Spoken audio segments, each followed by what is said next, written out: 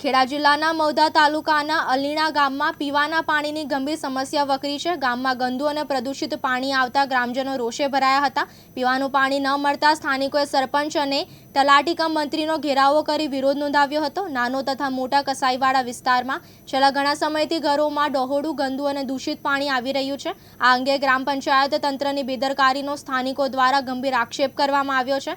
અલીણા ગામમાં નર્મદાના પાણીની સમયસૂચિ અનિયમિત છે। ઘણીવાર કલાકો સુધી પાણી આવતું નથી અને જ્યારે આવે છે ત્યારે તે પીવાલાયક પણ હોતું નથી। પાણીના અભાવે મહિલાઓને દૂરથી પાણી ભરવા જવું પડે છે, જેના કારણે બાળકો અને વૃદ્ધોને પણ મુશ્કેલી પડી રહી છે। સ્થાનિકો દ્વારા ગ્રામ્ય પંચાયતને વારંવાર રજૂઆતો કરવા છતાં કોઈ યોગ્ય કાર્યવાહી ન થતાં આખરે તેનો ગુસ્સો ફાટી નીકળ્યો હતો। રોષે ભરાયેલા નાગરિકોએ સરપંચ તેમજ તલાટી કમ મંત્રીનો ઘેરાવો કરી તંત્ર સામે કડક નારેબાજી કરી હતી। તેમણે આક્ષેપ કર્યો છે કે ગ્રામ પંચાયતની નિષ્ક્રિયતા અને બેદરકારીના કારણે સમગ્ર વિસ્તાર પાણી વિના વલખા મારી રહ્યો છે। ગંદા પાણીથી રોગચાળો ફેલાવવાનો ખતરો હતો, છતાં જવાબદાર અધિકારીઓ દ્વારા કોઈ પગલાં લેવાયા નથી।